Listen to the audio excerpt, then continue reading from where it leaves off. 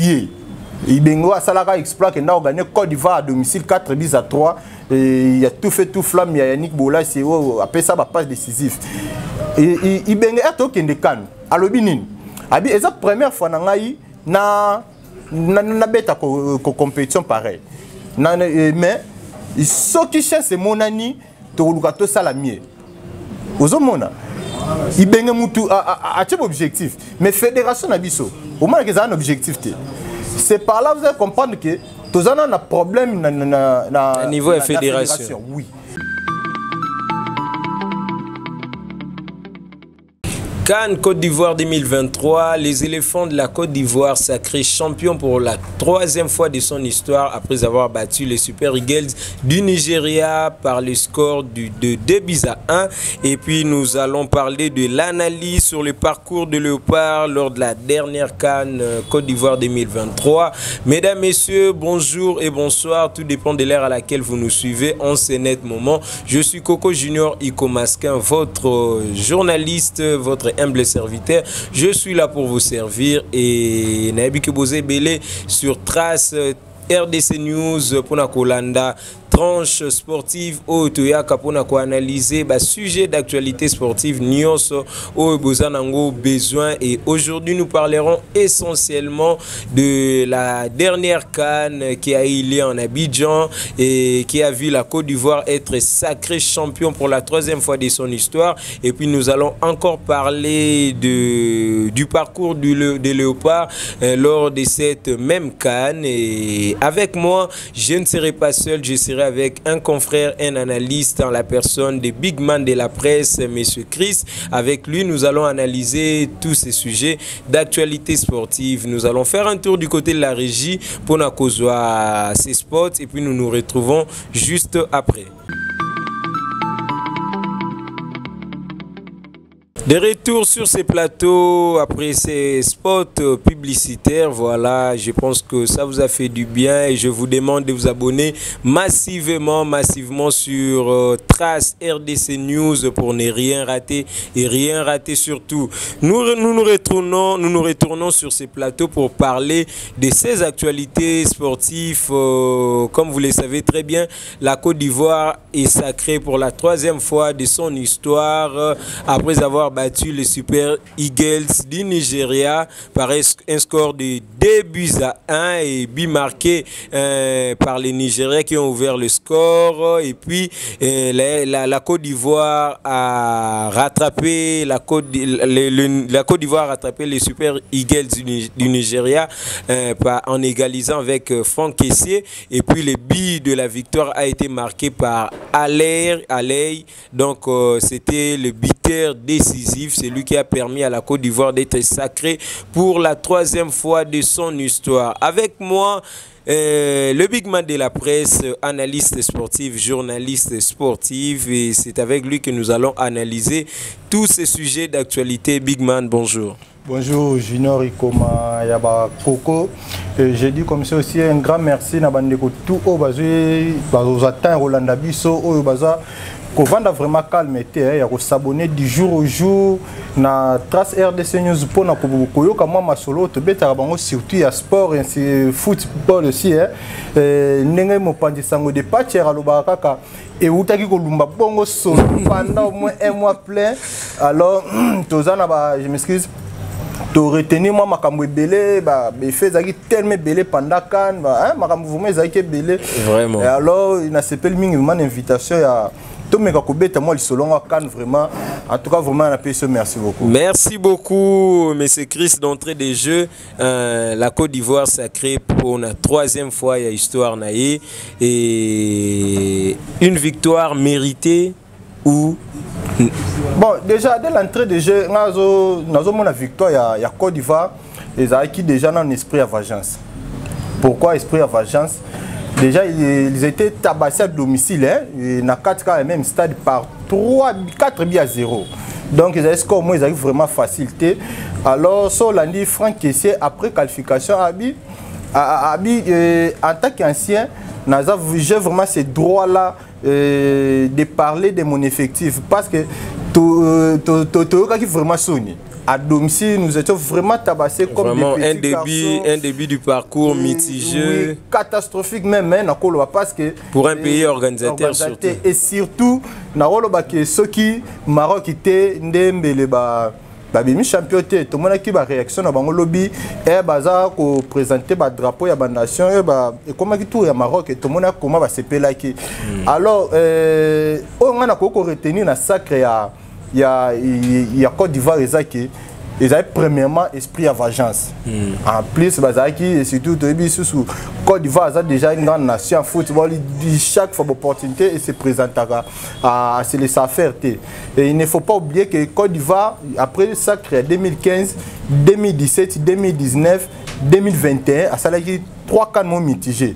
Parce que toujours dans tir au but, donc ils avaient le mot, ils avaient vraiment facilité. Alors, on a envie, on a posé, je crois qu'il y a un celle qui va remporter le trophée. Et surtout, et impressionnant dans le sacre à Côte d'Ivoire, ils habillent Sébastien Alain. Sébastien Alain, déjà, a eu un moment difficile. Ouais, des pépins physiques. Oui, il y a des pépins physiques, il y a des problèmes, il y a des cancers, les autres, presque 6 mois de ballon, et à Zongi, tout le monde peut même dans la Coupe d'Afrique, il y a au moins 3 ou 4 matchs comme ça. Et a marqué des décisif. Et puis il faut souligner que avant même son billet à victoire, et déjà il était signalé qu'il y a Abima. Parce que le coach a prévu déjà un changement et pendant son changement, et pendant que le changement s'est préparé à marquer billet et à victoire. Oui, donc aux hommes même staff ya Côte d'Ivoire a conduit Côte d'Ivoire na titre au moment que sauf de servir les autres au moment MCFI on a parce que je connais l'entraîneur na bango actuellement le plus jeune entraîneur qui a remporté le trophée 40 à plus 18 jours les seuls Claude Leroy Salango na Cameroun a 40 à plus 50 jours au moment on a déjà que Hazard est tout le montant de football et je crois qu'il va mériter. Et puis cette victoire, vous pensez que c'est vraiment sur le plan physique ou sur le plan psychologique? Bon, psychologiquement, nous déjà, au moins, on a à 100%. Pourquoi? Ce qui au lundi, après avoir été tabassé 4-0 et pas Guinée équatoriale, contre Sénégal, Moral Bayaka Nango, ils allaient contre champion. Entre-temps, Sénégal, Azobeta et Ngane champion. C'est-à-dire, moi orgueil wana au Sénégal azaki nango parce qu'il faut que se le dise hein Solandi Diouf o azali cadre ya équipe wana na gérance au moins Solandi ba propos na ye même na après match contre Cameroun au moins kezaka vraiment dignité alors Sénégal Côte d'Ivoire tchaki loin ce qu'on a mutu en d'autres termes les matchs déclencheurs Ezagi à Sénégal oui. Parce qu'après Sénégal déjà, au moment que moral il y a Ivoirien, il y a joueur, il y a éléphant, il y a son numéro T. Bah on a que bête vraiment senti que éléphant zoya.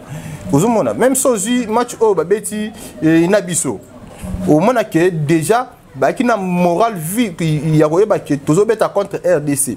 RDC depuis le début de la compétition azo manifester caractère mon Ezaki il y a haut niveau donc on reprocher ni côté alors bango ba qui vraiment un esprit wana et je crois que et le foot bango esprit et puis il faut souligner un grand match contre le Mali diminué avec un match avec un carton rouge il joue en infériorité numérique moyennant 1 heure plein et na carton rouge en tout cas Ezaki 1h20 comme ça donc c'est le mot il y a encouragé qu'on festé vraiment j'ai dit merci vraiment à bandeko ya Côte d'Ivoire na titre et merci aussi pour notre hospitalité na bino je crois que quand il y a Côte d'Ivoire ça et cause meilleur quand il y a décennies pour nanga ah bon ouais pourquoi ceux qui ont tellement en termes d'accueil déjà RDC na Côte d'Ivoire tu as moins de difficultés to ba divergence politique qui tire na biso na bango déjà ils ont similaires donc sozi José ayemba na lingala et aussi ba faire voilà fade au moins que non tous arada moi mixage qui tire wana ils allaient vraiment bien mais sikoyo problème ezoya na équipe oyo et bimi championné donc il faut pas se préparer à koyeba que non compétition zoya. Il ne faut pas oublier aussi quand il y a des prochaines quand il y a na Maroc moral au Maroc a kokeni nango eza yango Vous comprenez? Moral Maroc a obéi dans une compétition et ils allaient confisquer peu de trophées à domicile. Et surtout, mon Côte d'Ivoire à Saliango. Donc, il faut que vous soyez moins prudents. Mais du moins, je dis déjà merci à les Ivoiriens, na sacre na bango, félicitations. Vous avez mérité. Mais malgré quelques défaillances et arbitrage, mais du moins félicitations à Bango. Voilà, et parmi les équipes dont vous avez fait allusion, Oyo va remporter Kanté, on voit la RDC au Basali parcours Moro extraordinaire. La RDC Oyo déjà dans éliminatoire Azaïki na ba difficulté énorme et tout moni na dernière minute parmi ba dernier match na Bango RDC ko ça la prouesse à réussir à se qualifier à comme le niveau est demi-finale. Parcours il y a RDC na CAN Côte d'Ivoire 2023, comment trouvez-vous? Ouais, parcours il y a Léopard. Premièrement, en tant qu'amateur de football, ils ont largement positif. Oui, je trouve ça un peu, oui, ils ont largement positif. On pouvait mieux que ça? On pouvait mieux peut-être pas, mais du moins, nous avons que RDC a mérité que au final. Mais, et là, on a constaté que RDC a mérité la finalité. Déjà, au départ de la compétition, ils ont une ambition en place de façon que nous avons la compétition. Si Sébastien Desarbres, déjà au départ, sur le discours, parce que nous avons eu chance de deux fois na kobimisa ba liste ni na ba match alors lo ba minga abi ngai botela ngai pona Kanté ngai za na zo constituer équipe pona ko kan ou ezoya na coupe du monde déjà pour une grande nation comme la nôtre ils ont déjà un moment qui a respect. C'est quand même le contrat d'objectivité parce qu'il faut souligner le faux pas au RDC Sali lors il y a un précédent Cannes et puis touti na ba période ya moulaï au RDC azaki même pas que se qualifier les sous. Au moins entraîneur déjà au départ Rio Zoya équipe il faut ça un objectif. L'objectif n'est pas de préparer l'équipe pour la Coupe du Monde, c'est ça non? Voilà. Mais fédération Nabiso, objectif n'est pas objectif est tu vois que non, on a que Batumi Balé va travailler mais on a deux objectifs différents. Nous avons une mémoire en Kessima. Tozu Jean-Florent Ibenge comme entraîneur en 2014. Après le premier match contre Cameroun, tu perds dans le Lubumbashi 2-0. Et tu as un match contre Sierra Leone, tu remportes le match. Après, on a qualifié. Ibengo a Salara exploit que nous avons gagné Côte d'Ivoire à domicile 4-3. Il y a tout fait, tout flamme. Il y a Yannick Bola, c'est après ça, ma passe décisive. Ibengo a tout qui can. À l'obinin. C'est la première fois que nous avons une compétition pareille. Mais ce qui cherche, c'est mon ami, tu as salamier. Vous avez il y a un objectif. Mais la fédération Nabiso, au moins qu'il y a un objectif.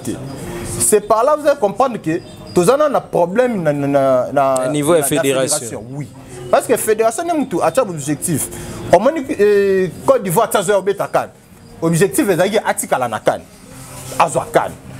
Pourquoi? Les gens n'ont pas Nabiso, entraîner tous engagés. L'objectif est de Cannes. Et être entraîneur pendant après 3 matchs. Objectif à Bamonique objectif na bango menacé basani mais bien gagné bazu muto ba ko pesa confiance que non objectif to atteindre objectif na ye et accueillir tout ça nini azui titre ozomona déjà au départ on a la fédération na bisa na moi ba défense côté on a objectif n'est pas problème sozu est to quand en 2017 quand en 2017 na Gabon objectif est année tozo coupe vous comprenez tozo coupe RDC na poule de la mort, Abimi premier. Maroc, c'est Côte d'Ivoire, Togo, Abimi premier. Moutoutou a tiré attention que c'est l'objectif, il y a Léopard et ça, Obima champion. Vous comprenez? Mais avec Sébastien Desarbres, il y a besoin d'engager un entraîneur, Nazo Kende, Bobo s'attendre que Nago Salamier. Mais il a quand même fait mieux. Parce que Coco Matina, dernier carré, c'est pas peu. Bon, papa, on ne peut pas parler d'un échec pendant que l'équipe est comité na dernier carré. Au moins, biso to za sélection na biso. Eza ndenge moko malien guinéen za sélection na sauté. Sélection na biso ba nation so ba ebike, eza une grande nation football. C'est-à-dire biso to ko ya raté ko beta compétition le toujours revisitaka. Non. To ko ya bongo te biso faut tende to ko beta. Au moins le Sénégal ma chose ya ko beta compétition, bazolo ba en clair to kende poto za coupe. Mais au regard aussi des efforts, des moyens qui ont été déboursés, les lotomoni ba réforme où ils mis sur le plan sportif na niveau ya Sénégal et ce n'est pas le cas avec nous. Déjà notre fédération a géré na comité moko ya transition le Conor où yotoyebi yangonde ezo salaba ezo expédier ba faire courant. Au moni ngazaka jour installation Conor ezala et salama na Pullman ngazaka. Nazara de ça moi interview mon na Olga Masango na ndeko de Patcher tomeka ko sala moi analyse moko eza soni déjà une nation comme la RDC tous on a problème à fédération et FIFA a organisé comité moko pour normaliser fédération, c'est de la honte. Ils ont extrêmement honte.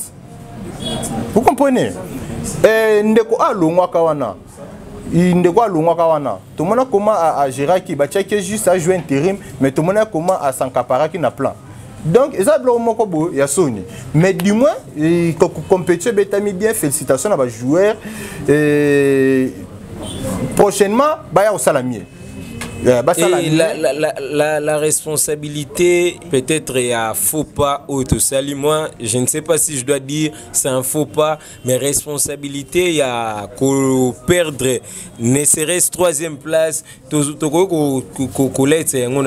Est-ce qu'ils ont gouvernement, est-ce qu'ils ont athlète, est-ce qu'ils ont fédération, à qui revient cette responsabilité? Responsabilité mais tous na Congo.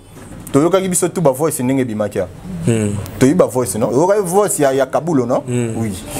Et bon, ils ont football. À des fois ici m'a répété.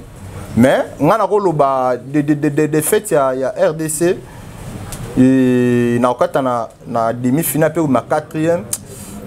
Na ko loba na ndenge ngana ebel pa mama ndemo zélotique. Kabulo muto na erreur. Pourquoi? Ah bon? Oui. Omoni ceux qui ont averti ne loko oyebi ki zalaka oko douter na ngote so la voice non la voice o ande bazo solo la et loko ngo nini tous à la claire tous sunga ba yimboka c'est clair non Kabulo soi-disant bato ya travailler na bango ya ngomba ba benga ki pona ko sala ba match ba aboyi. Est-ce que Makambouane eza na place vraiment na football lelo au regard ya ndenge football et comélie? Est-ce que lelo on peut croire au fétichisme encore? Ah, mais ce que le but quoi na fétichisme était, tu as vu sur la Coupe du Monde en 2010 non? Tu as vu sur un magicien, tu as vu qu'on détectait, tu vas devenir champion. Tu as détecté on dit. N'est-ce pas un fait d'hasard? Un fait d'hasard. Parce que tout le monde un fait d'hasard à 5 à 10 reprises des alarats. Tout le monde a tina souka et pesa peka ate. Et donc il y a des qui pesa ate. Ça le baba non Espagne tu as champion abimapé. Mais je crois que les place en côté melaté. Et là on m'a cassé ces années, il faut qu'on organise ma camp. Première des choses, il faut organiser des choses. Il faut l'académie, le football d'AJP, c'est très important. Le Tomoni entraîneur, la Moukibo a changé effectif. Tomoni Bissonio c'est effectif à Mimi, comment il s'allie Makam.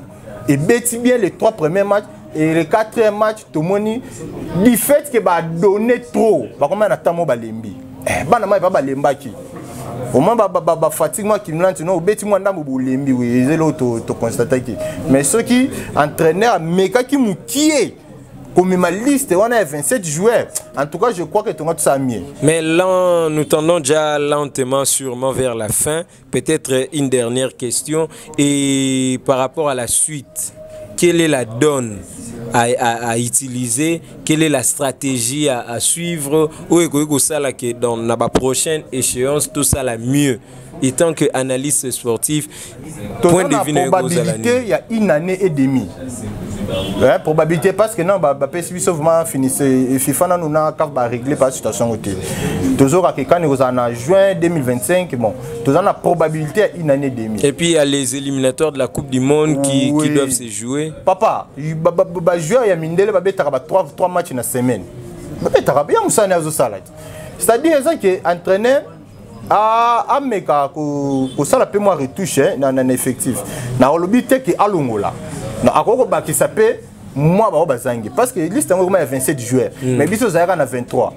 Tu vois que ceux qui moi 4 ans na pe bazala qui ngi sala moi bien. Soko moni Côte d'Ivoire na peu ce secret moko. Côte d'Ivoire a 3 milieux défensifs. Fofana et Sangaré, Ibrahima Sangaré na Franck Essier. Mais tant que ça ko sa bango rotation. Bango tout ba beti tous les matchs. Mais entraîneur blanc a beti bango 3 dans les 3 premiers matchs titulaires. Tout le monde a un résultat. Mais un entraîneur a eu ko kabula bango a dit non ouais na ba bandi c'est au moins rotation et ça qui moi bien tout le monde ba résultat. Et je crois que il faut pas luka moi mécanisme moko ya ko ba qui s'appelle implice ba je basé belé ba non a sadi qui wana ba betaka très bien.